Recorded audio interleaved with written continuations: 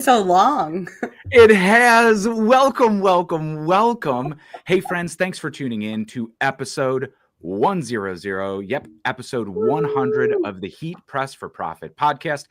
We have officially hit a pretty considerable milestone, and it's all because of you. These podcasts are educational content, the webinars, the seminars. If you're just coming over from the Transfer Express webinar that happened today with Liz and profits and pricing calculations, welcome. And thanks for hanging out with us. But we are going to celebrate our milestone of the 100th episode by kind of looking at where we are in the year and looking ahead. So today we are diving into what's hot in 2025.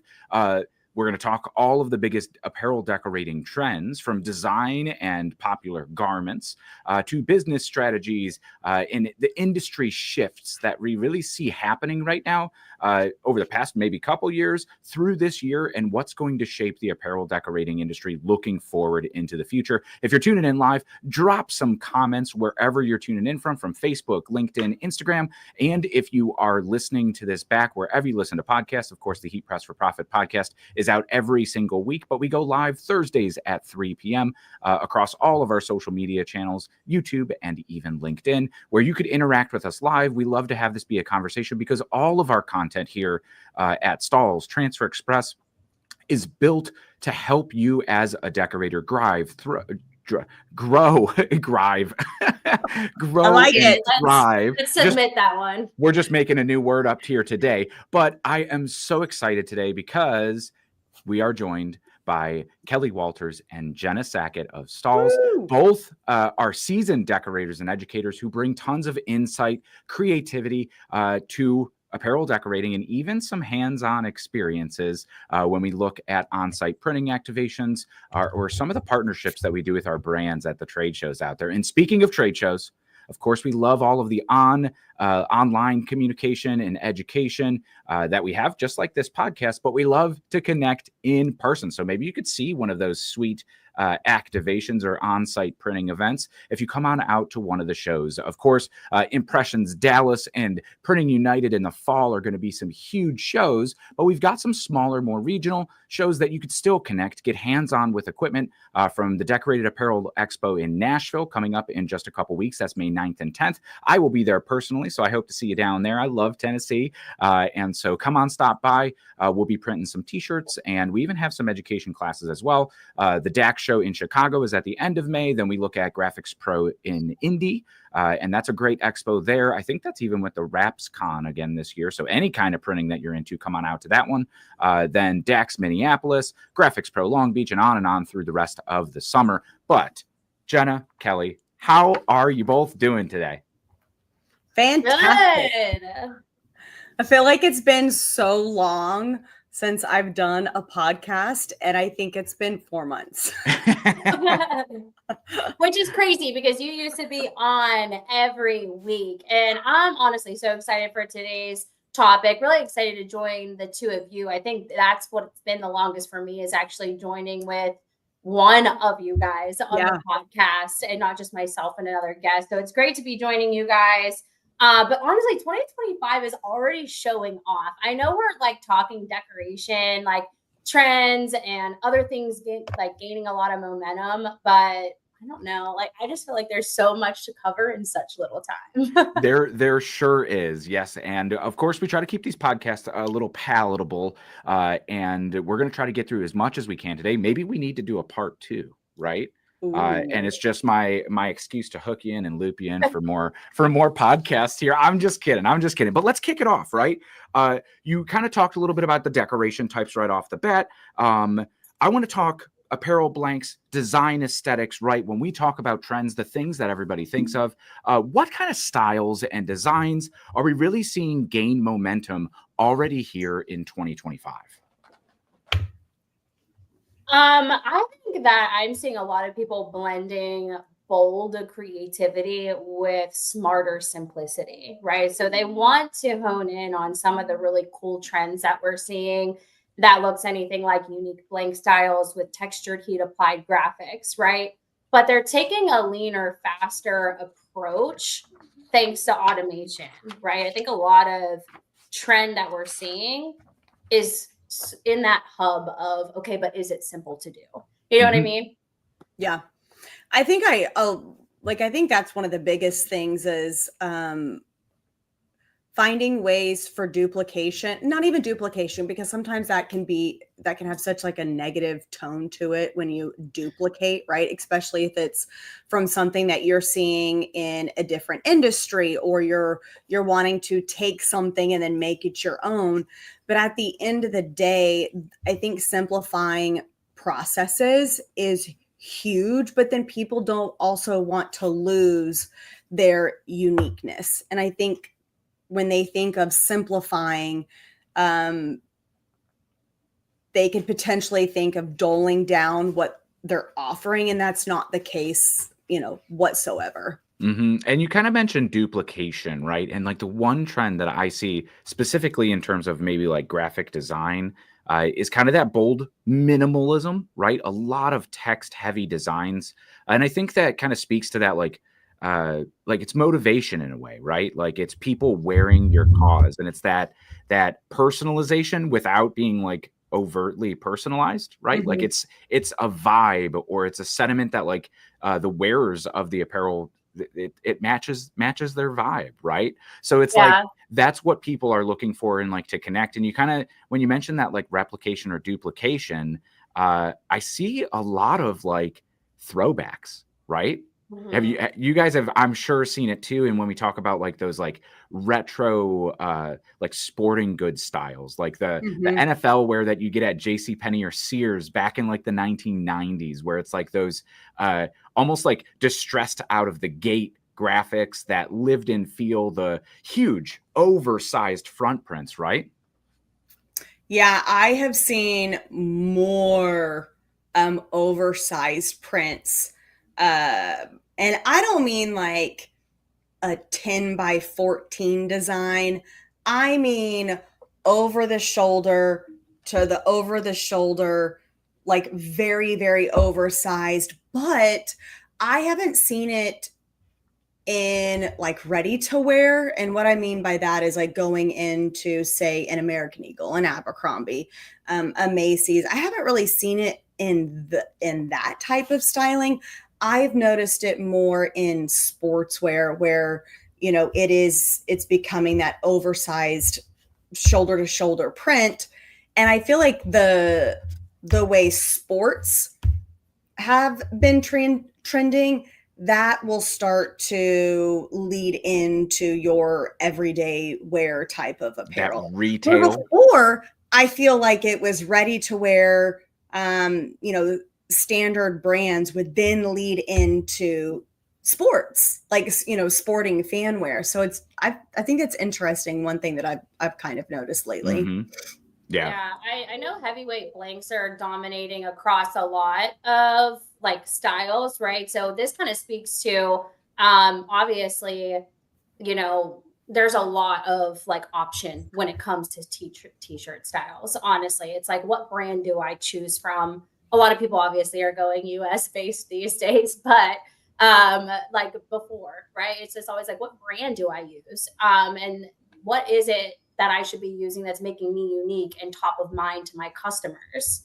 And then that's where we started seeing people kind of, and we call this circular fashion, right? Like heavyweight blanks are coming back full force. So we're seeing heavier weight stuff happen more and more. Like usually it was seasonal and now it's like Yeah. trans-seasonal. We see it in spring into summer. It's still heavier weight because it's having this perceived value of like a more high value piece. You know what I mean? Yeah, Yeah. when So typically those like mid to heavyweight items were seen as like those are the budget tees, you know? Like yeah. I And know now it's Hanes kind of like a celebrated. flip flop. Right. Yeah, Yeah. yeah, Yep. 100%, where it's like the lightweight or like, oh, that's the promo tee. And like a couple years We ago, don't that want was the tri blends, the high fashion. That's what you like wanted. That's what everybody wanted to wear, and it has kind of flipped like that. Um, Yeah. it's interesting when you say circular fashion, right? Too, because like we talked about earlier this year. I know at the Impressions Expo and PPAI, Hanes was making a big deal about the 5180, which is the beefy tee, right? And it's been what 30 years, I think, of them offering the beefy tee. 50 Yeah. years. 50. So yeah, even longer than that. Here I'm thinking like, oh, 1995. Yeah, no problem. No, totally. The 1975 then that would have been Yeah. that like it is. Yeah, 35 years ago. Right, because that's what it is. What do you mean? It's That was 35 35. years ago. It's Sure only feels like it. 2005. Yes, yeah, it's only 2005.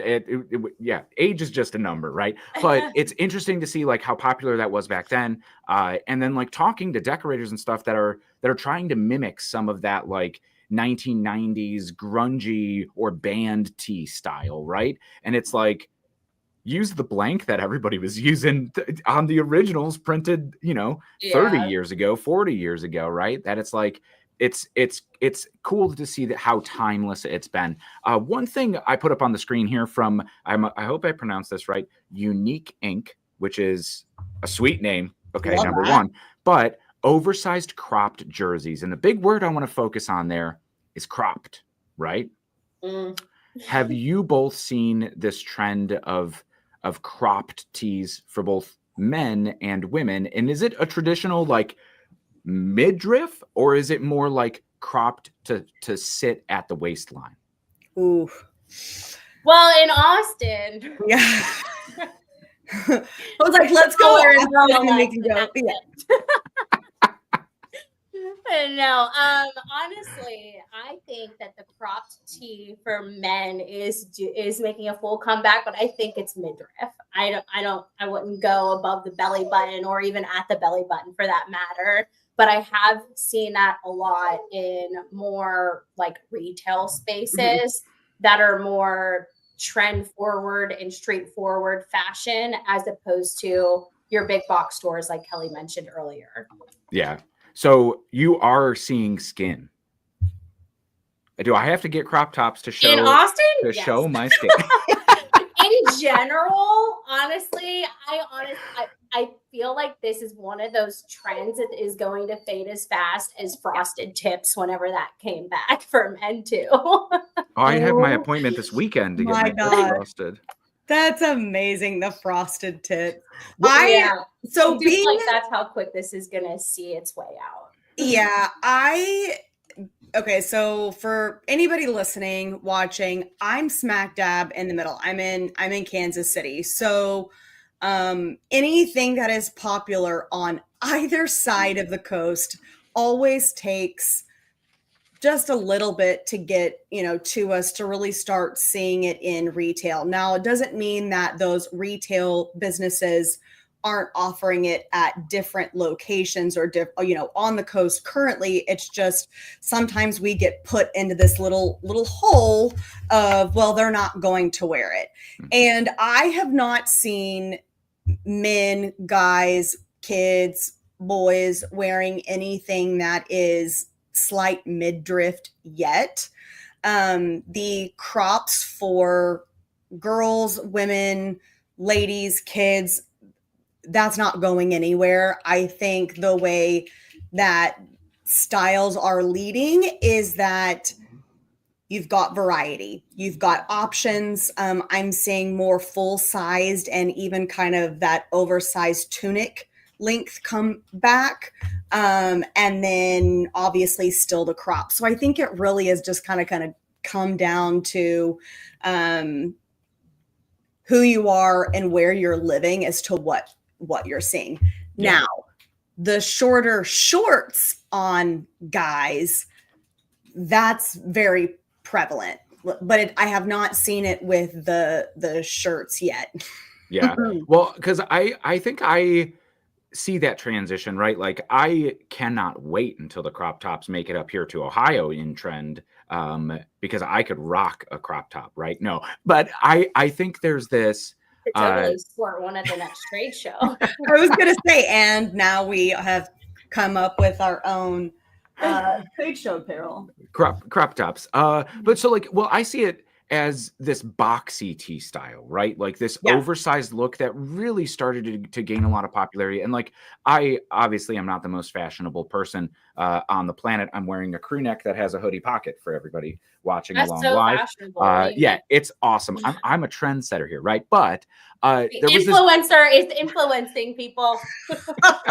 It's a Portland company PC 78 PKT. For anybody who wants to know, go to Sandmar. I just love and that pick you one up. know the style numbers. I know all the style numbers that they're just ingrained in my brain for purchasing apparel over the past 15 years. But this is a new style though.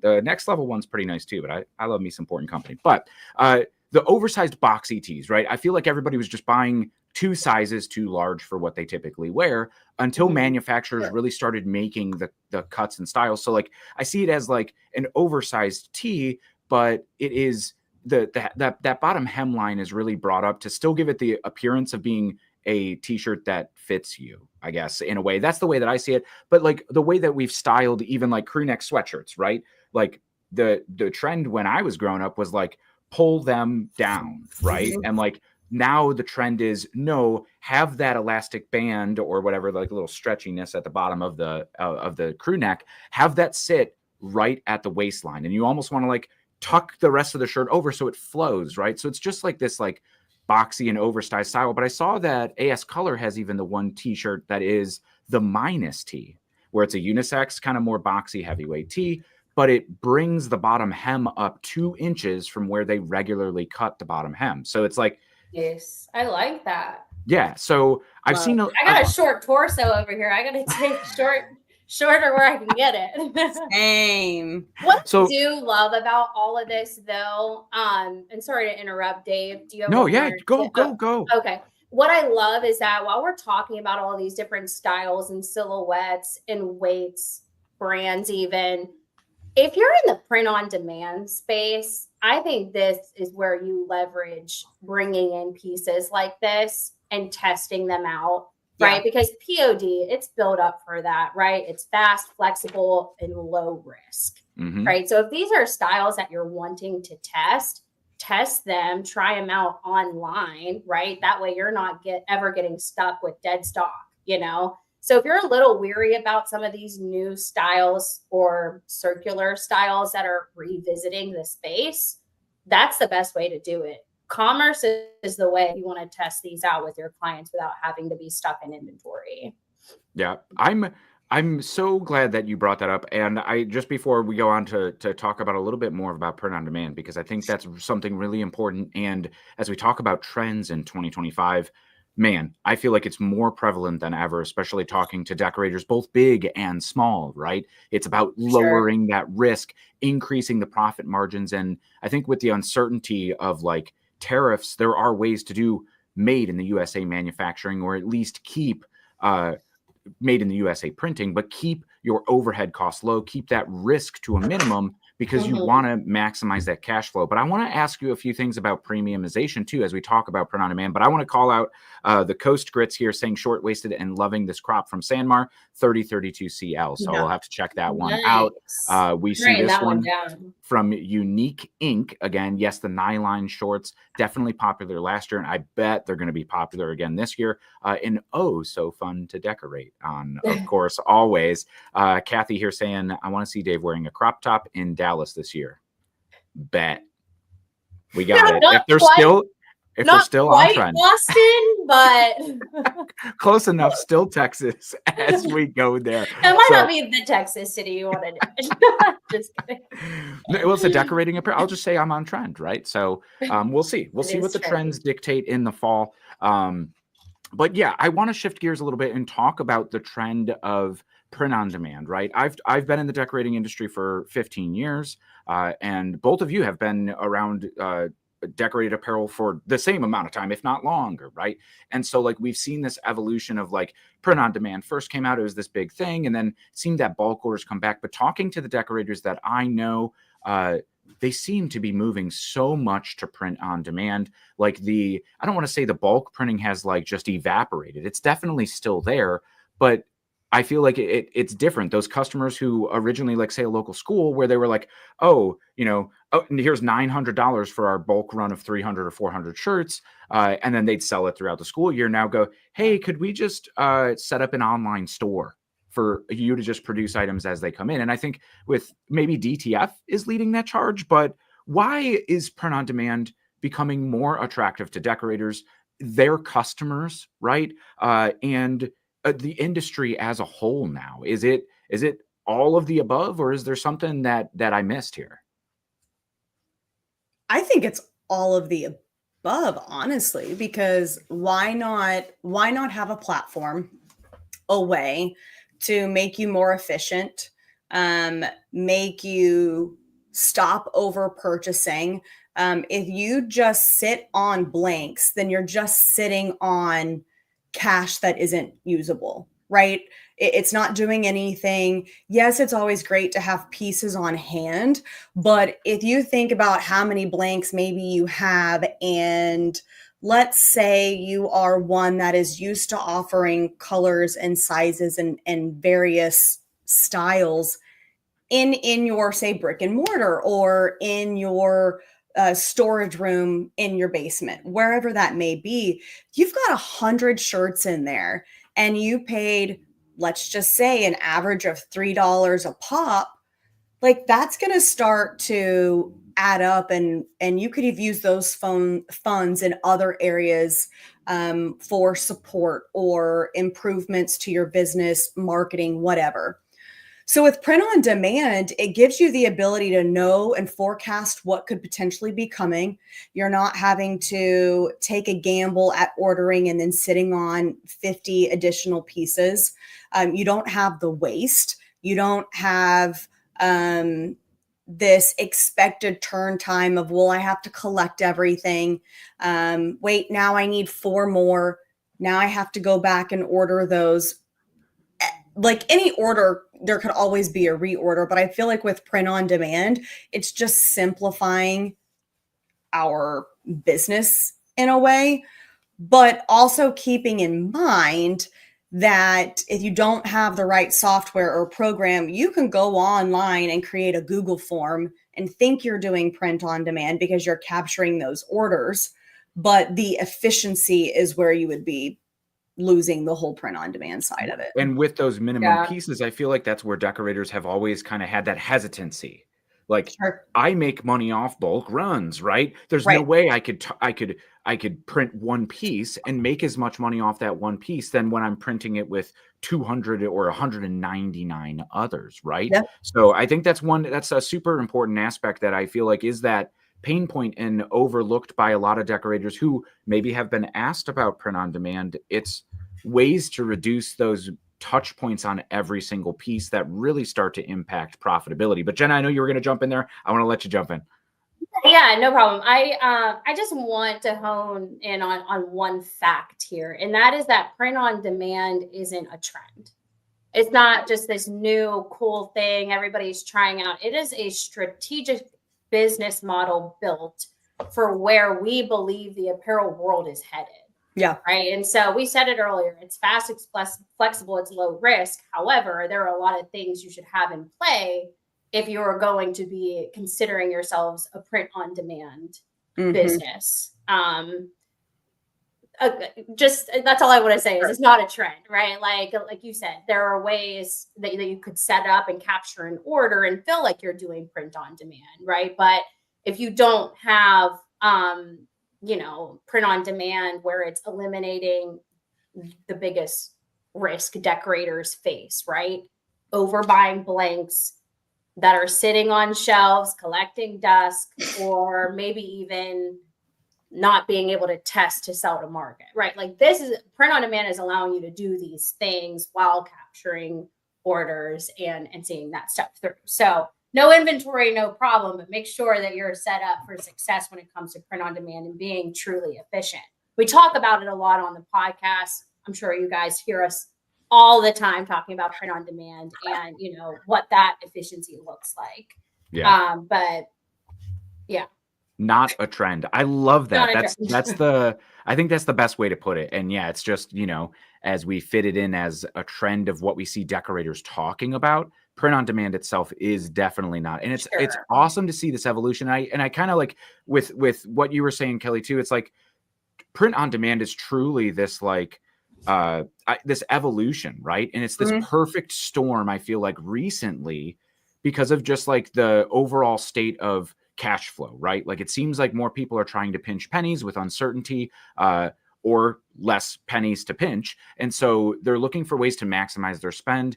Even when we're talking about like customers of decorators, right? Where you're either running a school, you're running a business, you're looking to make capital investments in anything, right? Like real estate's the most expensive it ever has been. Energy bills are almost the most expensive they've ever been, right? So like Yeah. we see costs rising a lot of places with inflation. And so I think that puts pressure on those bulk orders that once were like, hey, yeah, no problem. If we, we'll buy 300 shirts. If we sell 150 or 170 of them, bam, like we're profitable, right? But now people are like, we don't want to take that risk. But I also think it's the timing of really direct to film, making those individual pieces now much more accessible than ever, right? Like direct to film Yes. has to be playing a role here in print on demand. Mm-hmm.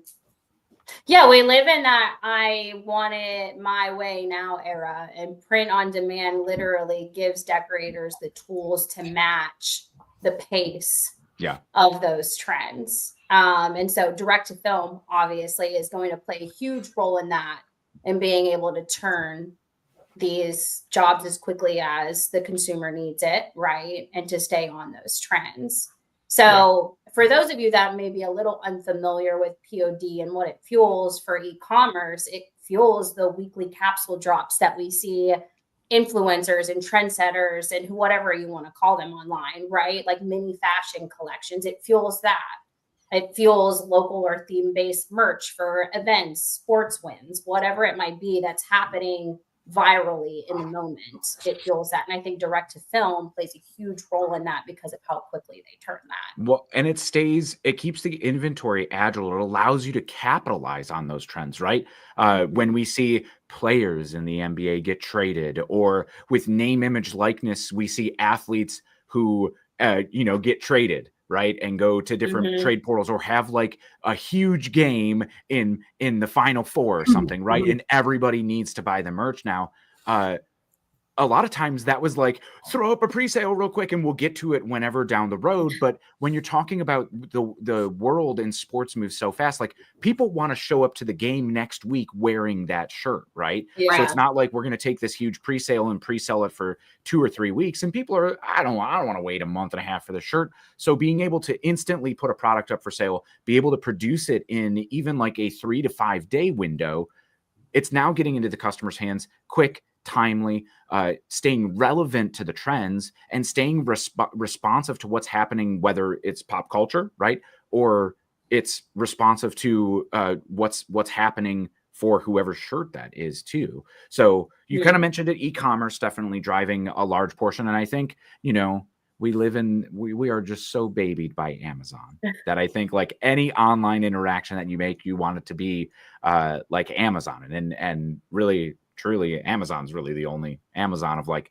pick and pack and ship, right? But like being able to provide that now in today's day and age, with turnkey solutions, even, right? Like one piece of software that empowers it for you, that unlocks it all. Even if you want to like, you don't have that, maybe you just have a heat press, right? You're an at-home decorator, or you have a storefront, and maybe you outsource screen printing and stuff, and you use a heat press for DTF transfers and the small pieces or the highly profitable items, right? But you don't have an embroidery machine. You don't maybe have a direct garment printer for those items that, like, when I got in the industry, that's what led print on demand, right? It was direct to garment only. But not everybody had the money to go drop on a super, super expensive printer, right? So I think direct to film has kind of filled that gap of where direct to garment was really missing out on the different polyesters, the blended garments, and of course the time it takes to produce something. But say you want to order, you want hard goods or drinkware, right? Like laser engraving, or even now UV DTF or UV printing in general, makes decorating on all of these different items so easy. And like with, say, STAHLS Fulfill Engine, right? Being able to take advantage of that and take advantage of this network. Now you have scalable capabilities, scalable capacity. So that one, that one player for that one college that you've been doing shirts for a long time finally gets drafted in the NFL. It's the NFL draft tonight, and of course, STAHLS always behind the scenes, making those first round picks look absolutely stellar on stage.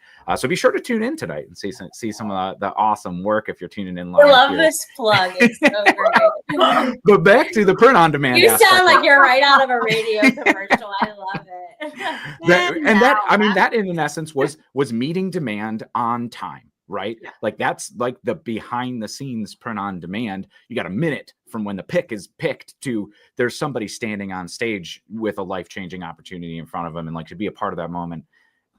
I don't know. That's just cool. That transcends decorated apparel. It's more than just ink or, twill or vinyl or whatever it is you're putting on the garment, right? Like that is that. And that's why we do what we do. It's never just a t-shirt, right? Okay. Tangent over, back to print on demand. But like the just seeing the shops that benefit from tools like Fulfill Engine, right? That give them this capability to make better products that they don't have, a lot of decorators are like, I don't ever want to get an embroidery machine. Or some people have embroidery machines. They're like, I never want to get a direct to garment printer. I don't want to get a laser engraver, right? Like it adds so much complexity to their business. And I've even talked to decorators, even one of the last shops that I used to work for, right? Full service print shop, tons of carousels and automatic screen printing presses, 20 some heads of embroidery. Bulk production is what they've done for a very, very long time. But print on demand is not something that they want to staff for. They don't want to get the single head embroidery machines, right? Their Tajimas they love their banks of Tajimas and the multi-heads. Like they bust out the orders that they are comfortable doing and have the work and the customers that support that, right? So getting extra direct to garment printers or getting extra heat presses or whatever it may be to support that on-demand program, they essentially just outsource everything out through online stores that they set up for their customers and then just profit on the back end of it. So it almost becomes like passive income in a way that supplements their bulk work. And those customers that were doing bulk work go, hey, we want to do an online store. And when they used to just say, we don't really do that, right?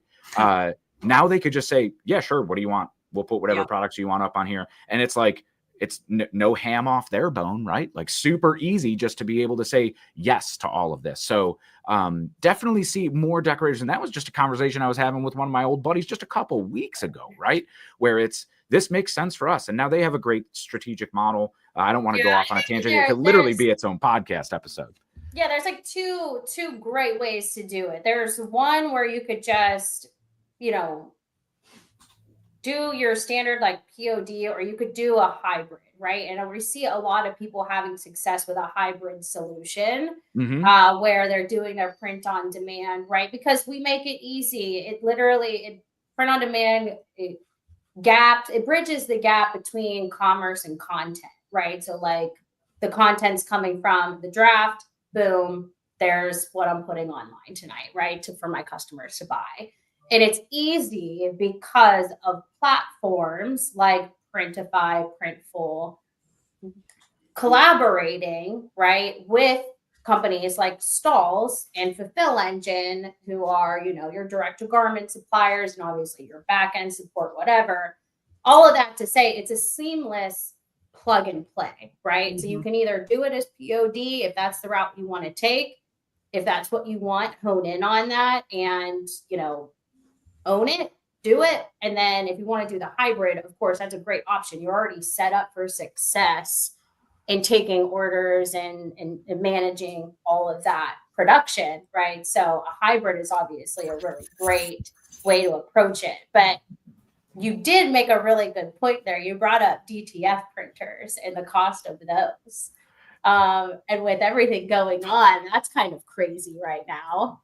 Yes, when you talk about the increase when you're importing from overseas, and we've already, since the pandemic, we've seen this inconsistent supply chain, and like maybe I'm in too many direct to film printing groups on Facebook, but it just seems like it is issue after why don't my colors look right? I just switched carriers because the carrier I was using is out of stock, and who has good recommendations for another one? And I just got a new batch of ink that's the same exact inks, but now it's flooding and it's clogging. You're smelling too many fumes in one day.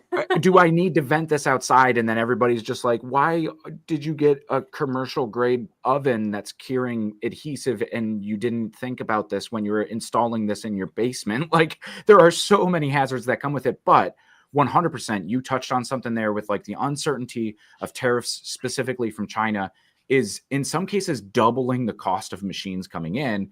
And we've all been to the shows, right? And this is something that, like, I was just at the DTF Expo out in Phoenix, Arizona a couple weeks ago, that like there is this fast moving innovation in the apparel decorating industry, and DTF is not safe from that. Where like the printers we saw 6 months ago at Printing United, maybe there's one of them still being shown at expos. Like, so you're going to make an investment now that's going to cost double the amount of money into a printer that's essentially going to be obsolete in 6 months, 8 months, right? And when we talk about a lot of the smaller scale decorators getting into it, you're looking at a 12, 16, 18-month investment, where by the time that you pay that machine off, you know, that's aside from any maintenance issues or venting, climate control, things like that, that are now, I feel like at least more people know about them when they're getting into DTF printers, because there was a lot of people just diving right in. But the people who are doing the research, that was something that came up over and over and over again, was people were like, I came to the DTF Expo to buy a DTF printer. And every single person I've talked to in all of the education sessions I've sat in are kind of hearing people running it, I don't know if I want to buy a DTF printer anymore. It seems like when we talk about financial risk, right? Like being able to pay that off. I think you guys were both there too, when we were at Atlantic City a couple years ago, and we asked the question about direct to garment, right? In a room of 100 decorators, Josh asked, hey, raise your hand if you bought a direct to garment printer sometime in the past 10 years. And like almost the entire room raised their hand, right? And so hundreds, maybe 100 or 150, I think there were 200 people total in the room, but like 150 people raised their hands. Yep, I got one. And then he said, keep your hand raised if you actually paid off your initial investment into the machine by using the machine. And only about 4 people kept their hands up. And that was like, wow, like that really puts things into perspective. And I think like we're going to see the same thing with direct to film here, especially because there's a varying level of what you could get into. If you want to buy a $2,000 machine, you shouldn't be expecting the quality of what you could get, say, from STAHLS or Transfer Express, right? Like that, you're never going to get that commercial grade quality. The same as if, you're going to go buy an HP printer from Office Max, right? I'm just going to use the most outdated references, like it's still 1995, right? But you're going to go to Staples, go buy a printer, right, off the shelf, and expect to have the same quality offset printing or photo printing capabilities as like a professional photo printing place. Like you do get what you pay for. So I think there's that drop off. Are you, with the decorators that you guys are talking to, are you hearing similar things here?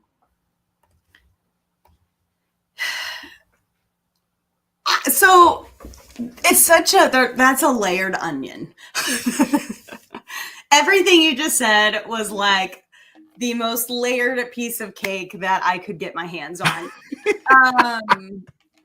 So, okay, let me see if I can shorten my all the thoughts that are going on. I feel like people are trying to decide whether or not it makes sense, because there are more transfer companies out there that are really trying to dial in and develop the most perfect DTF product or hybrid, product that is on the market. With that, I think some of those businesses that have been around for decades, or maybe they've been around for a decade and they have got their feet, their ankles, their shins, and their knees wet into the business. They know they do not need another piece of equipment in their facility unless they are eliminating one and really trying to hone in on focus on another, knowing that they can use contract decorators, say for screen print or for embroidery. So I feel like people are realizing, hey, I made this mistake with X, or I don't have the employees and the staff that I used to. So now I can't invest in this equipment that needs to be babysat from sun up to sundown and then checked in, the middle of the night. On the flip side to that, I think people notice that it is the way of the future. And for those people that are like, I got to have it, I need it, and I need it now, they're not necessarily thinking about what those people that have been in this industry for decades have already gone through. They're like, no, I'm going to do this. I'm going to jump in. I'm going to go, like, it's going to be fine. I'm going to figure it out. And then they get through the process and they're, saying all the cuss words in the world, or they've realized that they've had to hire now 2 or 3 more people to keep that equipment running. And now they've become transfer printers. They are trying to become contract decorators. They're looking for more business because they have to keep that printer running. Mm-hmm. So like that's the 2 sides that I've kind of seen are the ones that have already been in the chaos of new equipment and they've found other ways, or they've made partnerships in other ways. And then the other one is newer to the industry. I'm going to run. This is how I need to run. And they don't understand all of the nuances that come with it. There's still businesses out there where purchasing DTF equipment does make sense for them. And most of the time, those that I have talked with have talked to numerous amounts of people to really kind of identify what equipment is the best. I know people are still trying to purchase DTF equipment, the inks that we use. They want our insider products, the quality for them, right? Mm-hmm. And that's not it. But that's kind of what I've seen. Jenna, what about you? The biggest challenges that I'm hearing from decorators is sourcing their own materials and inks and adhesives, etc., to, like you said, replicate what they see in Ultracolor Max or Supacolor or whatever direct-to-film product that you see the leaders in the industry making. It's us. Wink, wink. But like they want to replicate that, right? Because we got it down to a good science. It's 290, it's 10 to 12 seconds, and it's a hot peel, and I don't have to press it again. And if I want to texture it, then I can press it again, but I don't have to if I don't want to. And that's the beauty of it. It is easy. And so people see the product, they want it, they can't achieve it, and then it builds this frustration. What I would really love to see, and I've been dying for information on this, I don't know if anybody is actively working on building out a survey or a poll of some sort. I want to see a case study. I want to see, like, of the industry as a whole, who has benefited from their direct-to-film printer. What does that look like? What is your setup? What is your facility? What's your square footage? How many employees do you have? Do you have a facility to set it up in? Are people setting it up at home? Are they running it themselves and heat printing themselves? Like, I really want like a down and dirty information driven like survey that shows what has been the success and what has not, because that's the missing information. Yeah. That's what's missing right now. And I would love to see that. And the benefit of why? What service is it bringing? Is it the speed? Like that you just need it today, right now? Because like the average turnaround time, even for print on demand products, is 3 to 5 business days. For bulk products, you're talking at 10 to 12 business days currently right now in the industry. So like, I mean, you can't really, you could get the speed, but are your customers demanding that? Right. And I know a lot of decorators that are like, oh yeah, you need next day turnaround. That's not us. Like, we're not going to bend over backwards for pennies on this. Right. Like, so a lot of people don't do that. Like, some of the best POD shops do, right? So a lot of them do that, but like, then is it quality? You want quality in house, but then quality becomes your problem, right? Where you're going to stop doing what you do best, whether it be selling or other printing methods, or you're going to have to hire somebody to be able to fix those up. Right. And so that's hilarious. This is an awesome I like comment. you need to read this. I'm showing it right This is now. great. This is Catskill Embroidery. DTF machine manufacturers are telling us we could get the same results when in reality it is only a blood pressure increaser. And if you join any of those Facebook groups that I had mentioned, right, that is literally it. And I couldn't tell you, there were I visited a lot of shops last year, and it kind of hurts me because a lot of these shops are my friends, and I've developed these relationships with them that like I genuinely want to see them succeed, and I root for their success, and I bend over backwards to try to help them in any way that I can, right? But probably about half the shops that I visited last year that had a DTF printer in-house currently weren't using it. And they're like, this is our paperweight. They'd open the door, and that's our paperweight. That's Close the door. unfortunate. It does. That's and really like unfortunate. that they got it sold, and like some of them are actually in lawsuits because they were sold essentially snake oil, and or something wasn't supported. And so like, I mean, like that's awful for a decorator who just wants to print t-shirts and connect with customers and, you know, make those magical moments that make a t-shirt so much more than a t-shirt.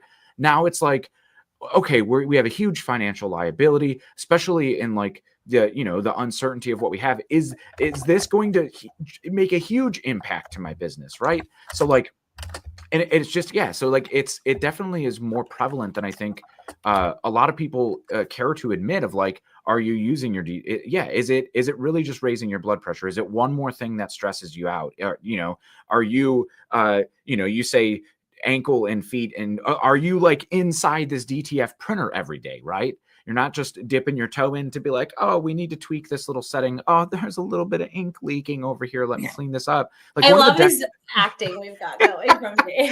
One of the decorators that I was at this past year, the official solution from the manufacturer of the DTF printer, they bought the entire setup, right? And spent weeks trying to get through to customer service to actually talk to somebody like, hey, it's not doing what it's supposed to be doing. And their $35,000 or $45,000 investment, right?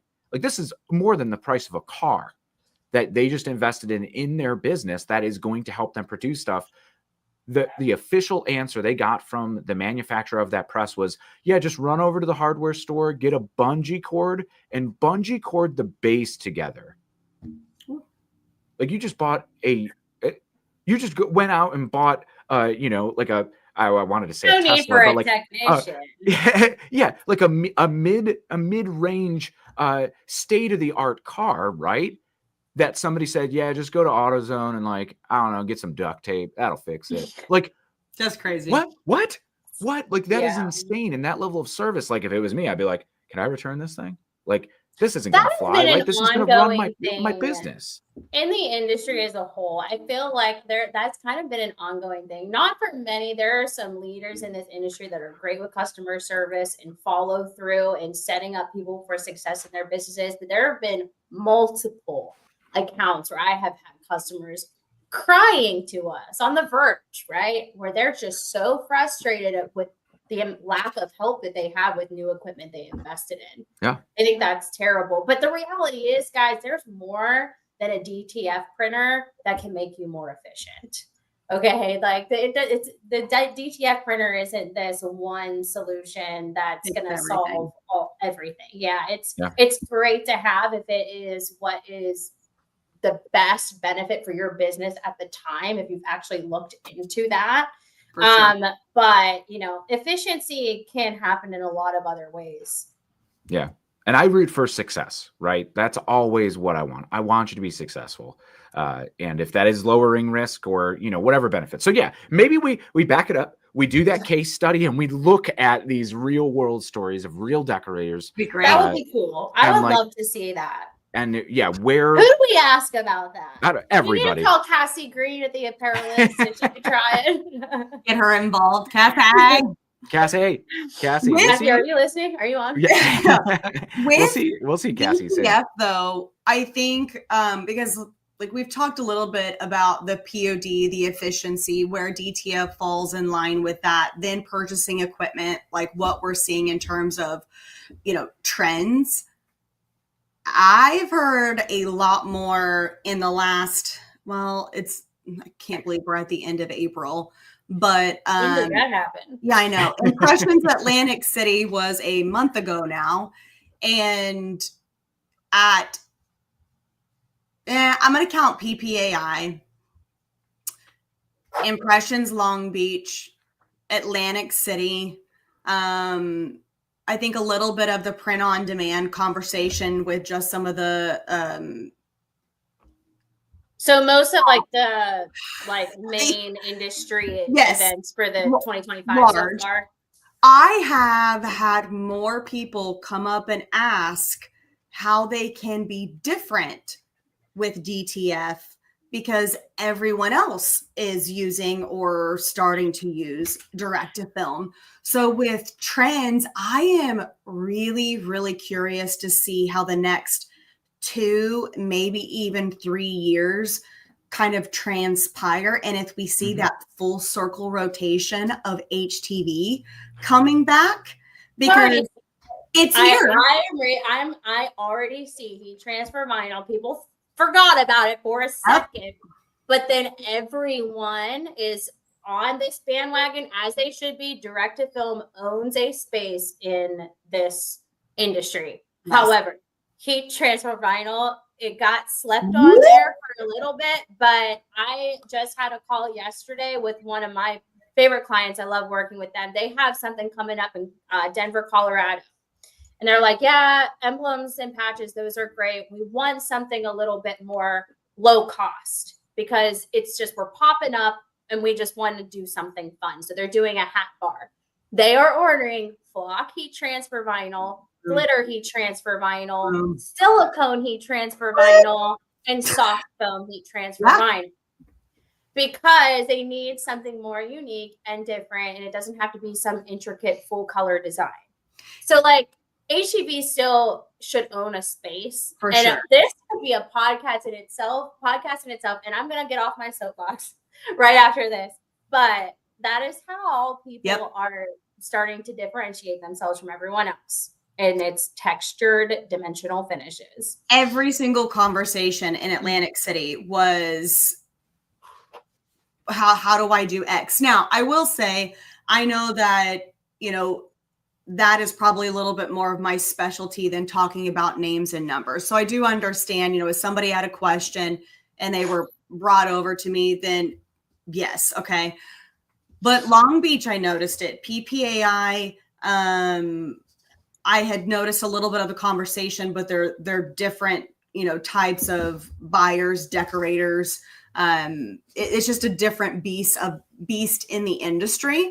But each time I was like, yes. I mean, I don't think HTV is ever going to be, the 50 pieces, the 100 pieces that it once was, unless it's a particular vinyl that you're, a particular texture or dimension that you're looking for. But think of rhinestones. Yeah. I mean, Jenna, you and I were like, it's coming back. We'd been screaming it for the last 2-3 years.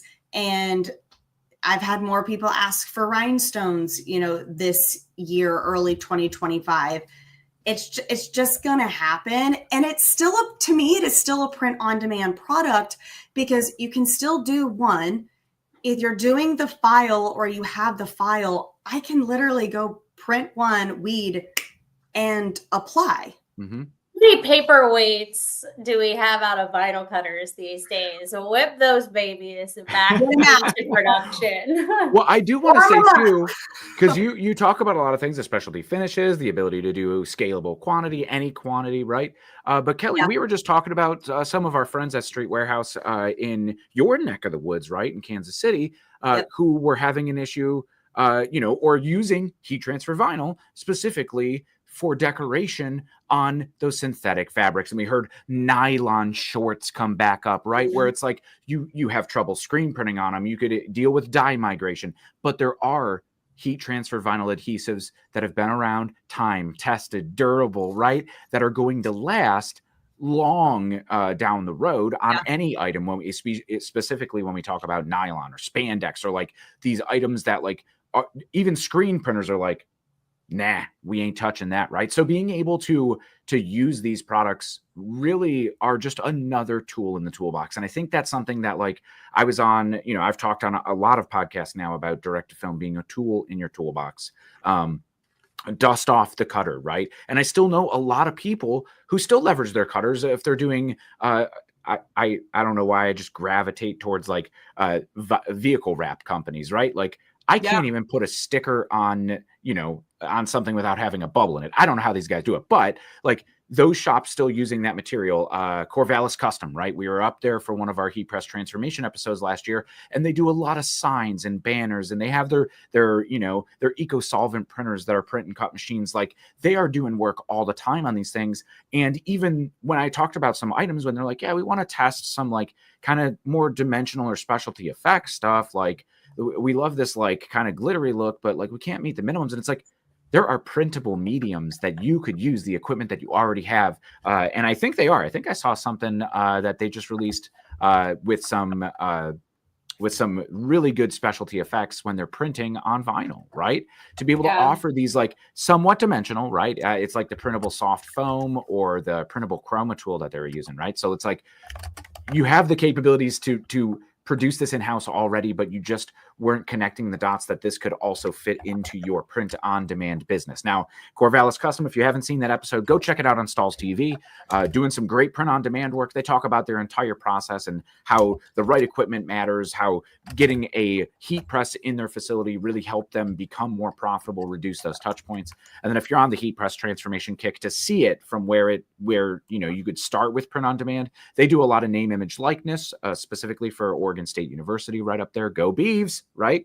But you'll see them take that to the next level, or you'll see another shop take it to the next level when we look at the next heat press transformation in that series, where US Colorworks in Charlotte, North Carolina is doing 3,000 pieces on demand. So huge, big full circle conversation, man. And we're getting really close to an hour. I know we had a whole bunch more talking points to get through today, but what a awesome conversation.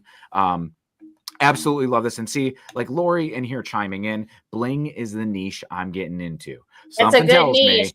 Something tells me that bling's coming out. But I've heard that like a lot of glitter seems to be coming back. And I've been talking with like, I was talking with Cindy from Creative Couture up in the Pacific Northwest during Impressions Long Beach.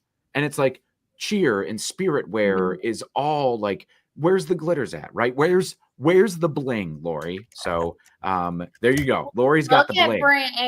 And for retail inspiration, y'all, when it comes to the glitter and the bling, look to brands that were popular then that are coming back full circle now. We've got Ed Hardy, which was known for its rhinestone full glitter, and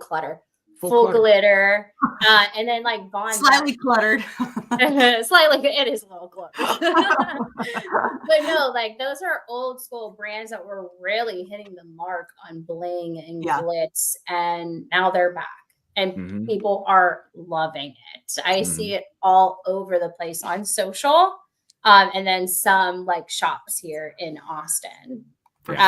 So I mean, if you're wondering why it's coming back full circle, it's because it is in retail too. Yep. So I don't know. I think we have to do a part 2. I'm gonna loop you both in. Maybe like once a month. We'll get together. We'll talk about what's currently like what's top of decorators' minds. Because I think Jenna, you have such a great perspective, being in connection with so many great decorators, as well as brands that are prevalent in our industry, from blank suppliers to everybody, right? Like it's you know, SOC 101. I think you coordinate a lot of that partnership where like at Long Beach this year in the lobby, you could get custom decorated shoes, like full sneakers that were like this really retro vibe, and t-shirts right next to it, or socks. Like there was so much going on, and you have such a good perspective of the trends, the industry, and what's not just hot right now, but what is looking forward into the future. Yeah, I will say, big thank you. One of my favorite things is seeing how decorators are finally like owning their brand voice, and we see it with brands like SOC 101 that are just taking it to a whole new level that I have just not seen at events the entire time I've been in this industry, and it's been 13 years. It is a whole new wave of this crazy fun customization, and it's all through the power of heat print activations. It is epic, and I love it. The pop-up events are in a whole new level of like engagement. So It's it's fun. fun. I Yeah. like it. It's in like I think we said it earlier, but like that we live in this artificial world in a way. Like AI is seeping into everything. Like this, we want these meaningful, real connections, and especially from a brand perspective, like it's so important. And yeah, here's another one doing bling, right? Country band shirts, hats with glitter flake, rhinestones work with country as well. And Joe here in his profile photo is playing drums, so I'm gonna think he knows. He knows what he's doing there. Kelly, you have a that kind of unique merchandising eye, and you might be one of the most fashion forward people I know. Whenever I need fashion advice, you're one of the first that I go to. So It I think sure is. you're incredibly valuable here, and at least your perspective for other decorators. But I want to thank you both so much for joining me here today. Episode 100 in the books for the heat press transformation. It wouldn't be here without everybody listening back at home, tuning into our live streams. We had so much engagement today and wonderful conversations with you guys in the chat section. Really hope to see you again next week, Thursday, 3 p.m. right here, same time, same place. And as always, thank you so much for listening to the Heat Press for Profit podcast. I do want to send a very special appreciation and thank you again to Jenna and Kelly right here. We aim Dave. for absolutely. Kelly and I were chatting on the side. We agree we'll do a part 2 if you wear a crop top. I have to wear a crop top. Okay. Bet. Is that what the kids are saying these days? Bet. Of course, all of the educational content is built to help you as a decorator grow, succeed, and meet your own goals, regardless of what they look like. Whether you're a large shop or a small shop, we try to provide all of the education and our perspective of this industry as a whole and distill it down to bring it to you, right? So you don't have to be calling people and talking to people like how we have our connections across the industry or the experience that we have, right? Over at least me personally, the past 15 years, all of us collectively here are probably 45 or 50 years of experience in the apparel decorating industry. But be sure to join the Heat Press for Profit podcast every single week. Listen to wherever you get your podcasts at. Of course, the replay is always available over on the STAHLS TV YouTube channel or the Transfer Express YouTube channel. Just click on lives and you could watch back this whole replay or wherever you get podcasts. But I want to thank everybody. Crop it like it's hot. Hashtag crop it like it's hot. Could I put that on the shirt? That has to be on the shirt. All right. Well, I got my work cut out for me. Got some homework to get Jenna and Kelly back on the podcast here. But thank you guys so much for hanging out. And thanks for everybody listening back at home or in the shop or wherever you're tuning in from. Happy 100. This is awesome. Happy 100 and happy pressing, everybody. We'll see you soon. Bye.